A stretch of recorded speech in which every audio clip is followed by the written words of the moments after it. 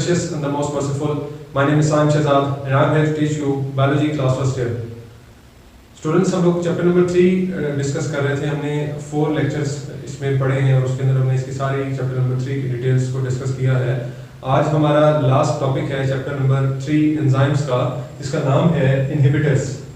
Inhibitors जैसा कि लफ्ज से ही जाहिर हो रहा है, इनहिबिटर का मानी होता है रोकना, मना करना. इनहिबिट का मानी होता है. तो इनहिबिटर्स ऐसे सब्सटेंसेस होते हैं जो जब एंजाइम के साथ जुड़ते हैं सबस्ट्रेट की जगह पे जब एक सब्सटेंस, एक केमिकल जुड़ता है जिसको हम इनहिबिटर कहते हैं, सबस्ट्रेट की जगह पे जब वो एंजाइम के साथ जुड़ता है तो एंजाइम की एक्टिविटी इससे अफेक्ट होती है. या तो एंजाइम की एक्टिविटी को ये टेम्परेरीली ब्लॉक कर देता है उसकी कैटालिटिक साइट को, या उसकी कैटालिटिक साइट को परमानेंटली ब्लॉक कर देता है. या टेम्परेरीली उसकी एक्टिविटी को रोकता है या फिर परमानेंटली उसकी एक्टिविटी को ब्लॉक कर देता है, उसकी कैटालिटिक साइट को. ये होता है इनहिबिटर. इसकी एग्जांपल्स हमारी इसी टॉपिक के अंदर दी गई हैं. Cyanide, antibiotics, antimetabolites and drugs. ये 4 एग्जांपल्स दी गई हैं इनहिबिटर्स की. Cyanide, antibiotics, antimetabolites and drugs. Inhibitors की 2 टाइप्स हैं. कौन कौन सी? इरिवर्सिबल इनहिबिटर और रिवर्सिबल इनहिबिटर. नाम से ही जाहिर हो रहा है कि इरिवर्सिबल की बात की जा रही है कि वापसी की कोई गुंजाइश नहीं है, और रिवर्सिबल में किसी हद तक वापसी मुमकिन हो सकती है. इरिवर्सिबल के अंदर क्या होता है कि जब एक इनहिबिटर अटैच होता है एंजाइम के साथ तो उसको उसकी स्ट्रक्चर को कंप्लीटली डिस्ट्रॉय कर देता है. उसके 3 वो जो उसका ग्लोबुलर स्ट्रक्चर होता है एंजाइम का, उसके ग्लोबुलर स्ट्रक्चर को कंप्लीटली डिस्ट्रॉय कर देता है या उसकी एक्टिव साइट को कंप्लीटली ब्लॉक कर देता है. इरिवर्सिबल इनहिबिटर अगर ये एंजाइम के साथ अटैच हो जाए तो. रिवर्सिबल इनहिबिटर में क्या होता है कि इन इनहिबिटर्स का एंजाइम के साथ वीक बॉन्ड होता है. इरिवर्सिबल इनहिबिटर के अंदर कोवलेंट बॉन्ड बनाते हैं इनहिबिटर्स एंजाइम के साथ. एक बात हम मिस कर गए. इरिवर्सिबल इनहिबिटर्स के अंदर कोवलेंट बॉन्ड बनता है, जिसका हमें पता है कि कोवलेंट बॉन्ड एक स्ट्रॉन्ग बॉन्ड होता है. तो इरिवर्सिबल इनहिबिटर्स स्ट्रॉन्ग बॉन्ड बनाते हैं एंजाइम के साथ, कोवलेंट बॉन्ड बनाते हैं. रिवर्सिबल इनहिबिटर्स वीक बॉन्ड बनाते हैं. और इसका इन रिवर्सिबल इनहिबिटर्स का एंजाइम पे इफेक्ट को खत्म करने के लिए हम एक काम कर सकते हैं, वो ये कि हम सबस्ट्रेट की कंसंट्रेशन को बढ़ा सकते हैं. अगर हम सबस्ट्रेट्स को बढ़ाते जाएंगे, सबस्ट्रेट ज्यादा क्वांटिटी में एंजाइम के साथ अटैच करेंगे तो इसके इफेक्ट को न्यूट्रलाइज किया जा सकता है. रिवर्सिबल इनहिबिटर के इफेक्ट को न्यूट्रलाइज किया जा सकता है by adding more and more substrates. Reversible inhibitors की हमारे पास 2 आगे इसकी अकसाम है. वो कौन कौन सी? Competitive and non competitive. बहुत आसान है. कॉम्पिटिटिव के अंदर क्या हो रहा है कि एक इनहिबिटर जो है वो अटैच होता है एंजाइम के साथ ड्यू टू स्ट्रक्चरल सिमिलैरिटी.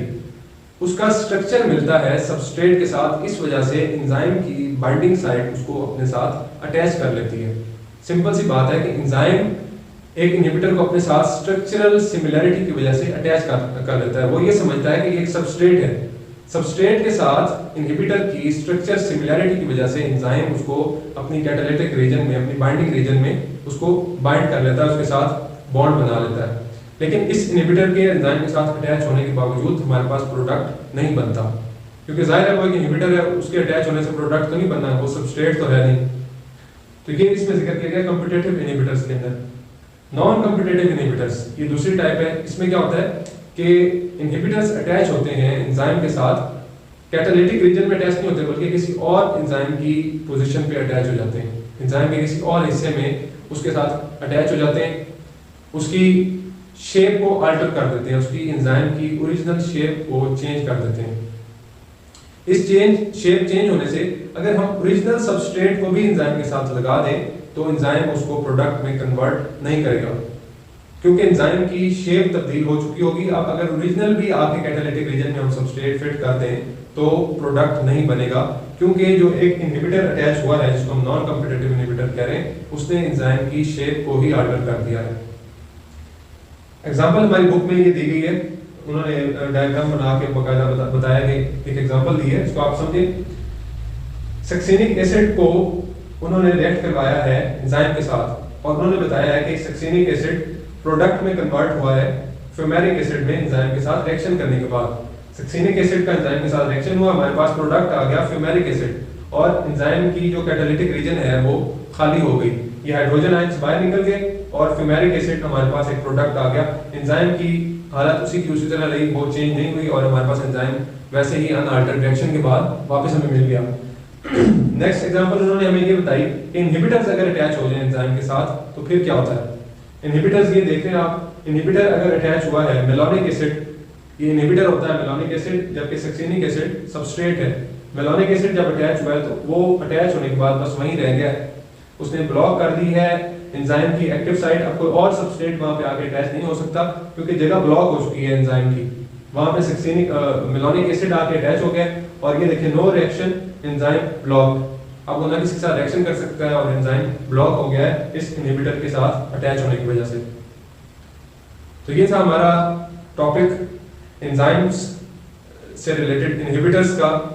आज हमारा थर्ड चैप्टर एंजाइम का कंप्लीट हो गया। कल इंशाल्लाह हम अपना फोर्थ चैप्टर स्टार्ट करेंगे। अगर इस टॉपिक में आपका कोई क्वेश्चन हुआ या इस चैप्टर में अगर आपका कोई क्वेश्चन हुआ तो जरूर पूछिएगा। साइंस शहजाद को इजाजत दीजिए। अल्लाह हाफ़िज़।